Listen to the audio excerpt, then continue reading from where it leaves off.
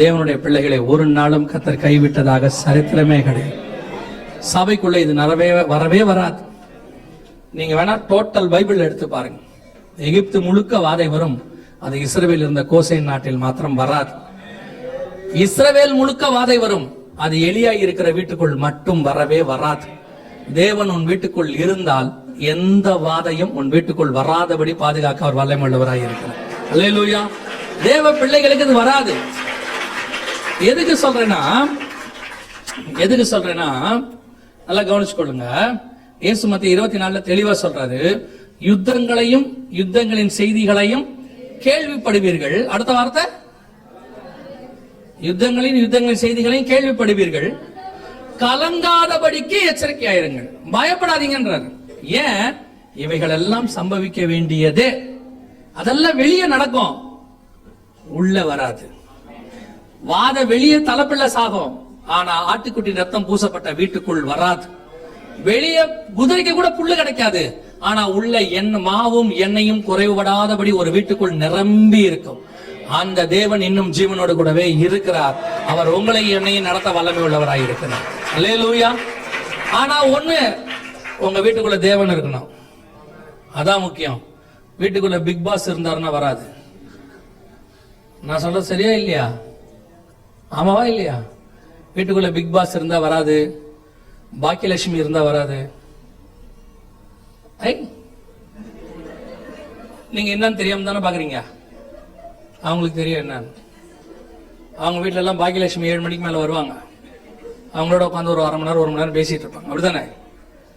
வீட்டுக்குள்ள சீரியல் ஓடுறது, குடும்பமே உட்காந்து 4 மணி நேரம் டிவி பாக்குது. அவன் பையன் ஸ்கூல்ல இருந்து வந்தோன்னா கார்ட்டூன் பாக்குறான். அவன் டியூஷன் போனவொடனே இவங்க உட்காந்து சீரியல் பாக்குறாங்க. இவங்க முடிக்கும் போது அவர் வந்துடுறாரு. அவர் IPL பாக்குறாரு, WWF பாக்குறாரு.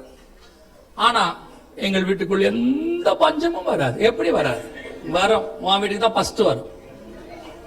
வீட்டுக்குள்ள முதல் தேவன் இருக்கணும்ல, குடும்ப ஜபம் இருக்கணும்ல, பைபிள் வாசிக்கணும்ல. கேட்டு பாருங்க, ரொம்ப பிஸி. காலைல பைபிள் வாசித்தீங்களா? 7:30 மணிக்கு டியூட்டி. 7:30 மணிக்கு டியூட்டி போனா அரை மணி நேரம் பைபிள் வாசி போக மாட்டீங்களா? முன்னாடி எழுந்திருச்சு ஏன் போக மாட்டீங்க? அந்த பிள்ளைங்க பாவம். 7 மணிக்கு ஸ்கூலுக்கு போற பிள்ளை 5:30 மணிக்கு போதா இல்லையா? பஸ் ஏறி போதா இல்லையா? 5:30 மணிக்கு தானே போகுது. பாதி தூக்கத்தோட தானே போகுது. அப்படியே போகுது பிள்ளை. அதுவும் பாதி வாயில வச்ச பிரெட்டோடயே போகுது. மிச்சம் மீதியே போகும்போது தான் மென்னுகிட்டே போகுது. அது இறங்கி பாக்குது, ஓ வாயில பெட் இருக்கா அப்படின்னு பாக்குது. காலையில 5:30 மணிக்கு அந்த பிள்ளை எழுந்திரிச்சு போகுது. நீங்க ஏஞ்சி பைபிள் வாசித்தா என்ன? 7 மணிக்கு டியூட்டி இருந்தா 5 மணிக்கு எழுந்து வாசிங்க. ஒரு 70 வருஷம் 80 வருஷம் வாழ போற உங்கள் சரீரத்துக்கு இவ்வளவு கஷ்டப்பட்டு வேலை செய்வீர்களானால், நித்தியமாய் வாழ போற ஆத்மாவுக்கு நீங்கள் எவ்வளவு வேலை செய்ய வேண்டி வரும்? நீங்க எவ்வளவு சம்பாரிச்சு, என்ன வீடு வாங்கி, என்ன நகை வாங்கி, எவ்வளவு சேர்த்து வச்சு, சுத்தி ரப்பர் மரம் வச்சு, நடுவுல வீடு கட்டி, ஈச்சேரி போட்டு வாசல்ல படுத்தாலும் செத்து போவீங்க. கன்ஃபார்மா சாவீங்க. 70 இல்ல 80 இல்ல. நான் சொல்லல, வசனம் சொல்லுது. ஆனா உங்ககிட்ட சாகாத ஒண்ணு இருக்கு, உங்க ஆத்மா. அதுக்கு நீங்க என்ன செய்ய போறீங்க? உங்க வீட்டுக்குள்ள வாதை வரக்கூடாதுன்னா உங்க வீட்டுக்குள்ள முதல்ல தேவன் இருக்கணும். தேவன் உலாவுகிறவராய் இருக்கணும். இன்னைக்கு கிறிஸ்தவ வீட்டுல ஜபமும் இல்ல, வேத வாசிப்பும் இல்ல, ஒண்ணும் இல்ல. சபைக்கு வந்துட்டு போறதையே பயங்கர ஸ்பிரிச்சுவலா நினைச்சுக்கிறிய. நாங்க இன்னைக்கு சர்ச்சுக்கு போயிட்டு வந்தோம். என்ன போயிட்டு வந்தியா சர்ச்சுக்கு? 2 மணி நேரம், அதுவும் அரை மணி நேரம் லேட்டா வரிய. கார் பார்க்கிங் 10 நிமிஷம் தேடுறிய. அதுல ஒரு சிலர்ல அவுட்ஸ்டாண்டிங் மெம்பர், மனைவியை இறக்கி விட்டு வெளியே இருக்கான். அவர்ல அவுட்ஸ்டாண்டிங் மெம்பர். மனைவி கிட்ட சொல்லிடுறாரு, நீ போயிட்டு வரும்போது போன் அடி. நீங்க எங்க இருப்பீங்க? ஒரு சின்ன வேலை இருக்கு, இங்க முடிச்சுட்டு வந்து உன்னை பிக்கப் பண்ணிக்கிறேன். பரலோகத்துக்கு அப்படித்தான் நடக்கும் மகனே. உன் மனைவி மேல போகும், மனைவி சொல்லணும் நீ போய் வேலையை பார்த்துட்டு வா, நான் மேல போறேன்னு சொல்லிட்டு போயிடும் வருகையில. நிறைய பேர் இருக்கா. நான் உங்களை சொல்றீங்க தப்பா எடுத்து, நான் பக்ரைன பேசுறேன்னு. நான் பேசுறது எல்லாமே அந்த பக்கம் உள்ள ஒரு தீவை பத்தி. நீங்க எல்லாம் தங்கம், சரியா? ஏதோ நீங்களே ஒரு தடவை கூப்பிட்டுருக்கிய நம்ம எதையாவது பேச. ஒரு சர்ச்சுக்கு வர்றதுல ஒரு உண்மை இல்ல, ஜெபம் பண்றதுல ஒரு உண்மை இல்ல. எத்தனை பேர் பர்சனல் பிரேயர் வச்சிருக்கிய? டைம் காலைல எழுந்திருச்சு எத்தனை பேர் ஒரு அரை மணி நேரம் தேவ சமூகத்துல உட்கார்ந்துருக்கிய? சொல்லுங்க. ஓ ரொம்ப பிஸி, இயேசுநாதரை விட பிஸியா இருக்கீங்க, என்ன செய்யலாம்? அவரே அதிகாலையில் எழுந்து ஜெபம் பண்ணியிருக்கிறார், நீங்க ரொம்ப பிஸி, ரைட். பைபிள் வாசிக்கிறீங்களா? கிடையாது.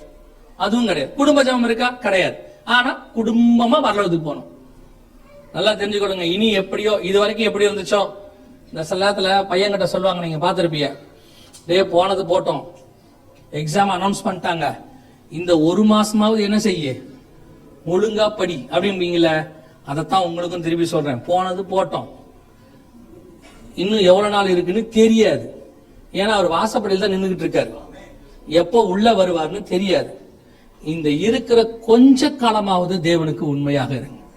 இன்னைக்கு போய் குடும்ப ஜெபத்தை ஆரம்பிங்க. ஒரு அரை மணி நேரம் ஒரே ஒரு அதிகாரம் வாசிங்க, ஒரு பாட்டு பாடுங்க, ஒரு ஜெபம் பண்ணுங்க பிள்ளைகளோட உட்கார்ந்து. இதுதான் உங்கள் குடும்பத்தை பரலோகத்துக்கு கொண்டு போய் சேர்க்கும். தனிப்பட்ட முறையில ஒரு அரை மணி நேரமா ஜெபம் பண்ணுங்க. காலையில 7 மார்னிங் எழுந்துறீங்க. யோசித்து பாருங்க, பஹ்ரைனுக்கு விசா கிடைக்குது, வெளிநாட்டுல வேலை கிடைக்குதுன்னா 3 மணி நேரம் ஏர்போர்ட்ல காத்து கிடக்குறீங்க.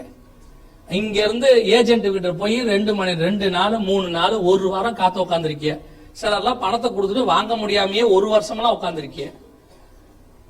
ஒரு வேலை கிடைக்குது பஹ்ரைன்லங்கிறதுக்கே இவ்வளவு தூரம் நீங்க காத்திருப்பீங்கன்னா, பரலோகத்திலுமே இடம் கிடைக்க போதே, அதுக்கு நாம எவ்வளவு காத்திருக்கணும் தேவ சமூகத்துல. ஒரு அரை மணி நேரம் டெய்லி காலைல காத்துருங்க தேவ சமூகத்துல. ஒரு அதிகாரம் வாசிங்க. இவ்வளவு கூட நீங்க தேவனுக்கு உண்மையா இல்லைன்னா எப்படி தேவன் கொண்டு போய் பரலோகத்தில் வைப்பார் சொல்லுங்க? கொஞ்சத்தில் உண்மையாய் இருந்தால் அநேகத்தின் மேல் கர்த்தர் அதிபதியாய் வைப்பார். அதனால இந்த அப்படி உங்க அறிவுபூர்வமா யோசிச்சு இந்த பஞ்சத்துல என்ன செய்யலாம்? ஒன்னும் செய்ய முடியாது. பணம் இருக்கும், பொருள் இருக்காது, என்ன பண்ணுவீங்க? கொரோனால உங்களுக்கு தெரிஞ்சிருக்கும்னு நினைக்கிறேன். எல்லாத்தையும் காசு இருந்துச்சு, கடை மூடிட்டான், என்ன வாங்க முடிஞ்சிச்சு? அதை விட மோசமான கண்டிஷன், உணவே இருக்காது, பொருளே இருக்காது. நான் உங்களுக்கும் எனக்கும் போஷிக்கிறவர் ஒருத்தர் மேல இருக்கிறார். அவர் ஒருவேளை மனுஷனே உங்களுக்கு போஷிக்க முடியாவிட்டால் காகங்களை கொண்டு போஷிக்கிறவர் ஒருத்தர் இருக்கிறார். காகமே இல்லையாவது பறக்க முடியாத சிச்சுவேஷன் வந்துட்டா ஒரு சாரிபாத்தின் விதவையின் வீட்டை கர்த்தர் ஆயத்தம் பண்ணி வச்சிருப்பாரு. ஒரு விதவையின் வீடும் இல்லாத வனாந்தரமா இருக்குமானால் காக்காவும் பறக்க முடியாதுன்னா பரலோகத்திலிருந்து தூதன் கையில அடையும் தண்ணீரையும் கொடுத்து அனுப்புகிற தேவன் ஒருவர் நம்மோடு கூட இருக்கிறார். அவர் ஒரு நாளும் நம்மை பஞ்சத்தில் விடவே மாட்டார். ஆனா நாம தேவனோட இருக்கணுங்கிறத மட்டும் கன்ஃபார்ம் பண்ணிக்கணும். நம்ம வீட்டுல தேவன் இருக்கிறார் கன்ஃபார்ம் பண்ணிக்கணும். கர்த்தருக்கு ஒரு இடம் இருக்கணும். யோசித்து பாருங்க. நான் சொல்லிட்டு முடிக்கிறேன். புரஜாதியார் வீடு கட்டும் போது பூஜை அறைன்னு ஒண்ணு வச்சு கட்டுறாங்க. அவங்க கடவுளுக்கு ஒரு சின்ன இடம் கொடுத்துருக்காங்க வீட்டுல. மற்ற இஸ்லாமியர்களை பாருங்க, அவங்களுடைய குரான், அவங்களுடைய அந்த ஒரு ஸ்டூல் மாதிரி இருக்கும், ஒரு பாய் இருக்கும், அதை வைக்கிறதுக்கு ஒரு இடம் ஷெல்ஃப் ரெடி பண்ணி வச்சிருக்கிறாங்க. நீங்க யூதர்களை போய் பாருங்க, தோரா வைக்கிறதுக்குன்னு ஒரு தனி இடம் வச்சிருப்பாங்க. உங்க வீட்டுல எங்கேயாவது பைபிள் வைக்கிறதுக்கு ஒரு இடம் இருக்குதா? முதல்ல பைபிள் இருக்குதா? என்னைக்காவது பைபிள் வைக்கிறதுக்கு ஒரு இடம் ரெடி பண்ணிருக்கீங்களா? வீடு கட்டும் போது கிச்சன் பெருசா வைங்க, சிங்க் பெரிய சிங்கா வைங்க, அப்புறம் ஃப்ரிட்ஜ் பெருசா வாங்குங்க, டபுள் டோர் போட்டு வாங்குங்க, கார் பெருசா 7 சீட்டர் வாங்குங்க, ஹால் பெரிய சோஃபா போடுங்க. எல்லாம் இவ்வளவு பிளான் பண்ணி வாங்குறீங்க. தேவனுக்குன்னு என்ன இம்பார்ட்டன்ஸ் கொடுத்தீங்க? ஒரு சின்ன ஜெபம் பண்றதுக்கு ஒரு இடம் இருக்கா உங்க வீட்டுல? முதல்ல ஜெபம் பண்றீங்களா? பைபிள் வைக்க ஒரு இடம் இருக்கா? டிவி மேல கிடக்கும், சோஃபா மேல கிடக்கும், வேற எங்கேயாவது கிடக்கும். சர்ச்சுக்கு வரும்போது குடும்பமே பைபிள் தேடுறது. பைபிள் எங்க? பைபிள் எங்க? அதுக்கு பையன் கேட்கறான், போன வாரம் வந்து எங்க வச்சீங்க? போன வாரம் வச்ச இந்த வாரம் வரைக்கும் என்ன செய்யல? தேடவே இல்லை. பாதி வீட்டுல பைபிள் நிர்வாணமா இருக்கு, 2 பக்கமும் அட்டையே கிடையாது. நிறைய பேர் வீட்டுல ஆதாம் பழம் சாப்பிட்டதே இல்ல, 4ஆம் அதிகாரத்துல தான் இருக்கு, முதல் 3 அதிகாரமே இல்ல. இதுல வேற உங்களை பரலோகத்துல கூட்டு போய் உட்கார வைக்கிறாங்க. ஆயத்தப்பட்டீங்கன்னா பிழைச்சிய ஆண்டவர் உங்களுக்கு எச்சரிப்பு தான் கொடுப்பாரு. நல்லா தெரிஞ்சுக்கொள்ளுங்க. இந்த உங்க காதுக்கினியே பேசிட்டு காசு வாங்கிட்டு போறவங்க நிறைய பேர் இருக்கான். ஏமாறாதிய. அடுத்த வருஷம் ஆண்டவர் நீ நினைத்த காரியத்தை செய்வார். ஏன் இந்த வருஷம் ஏன் செய்ய மாட்டாரு? இப்படி பேசுறதுல நம்பாதிய. உங்களுக்கு செய்ய வேண்டியதை அவன் சொல்றதை விட என்ன தேவை என்பதை பரமபிதா முன்பே அறிந்திருக்கிறார். அதன் காலத்துல நேர்த்தியாய் ஆண்டவர் செய்வார்.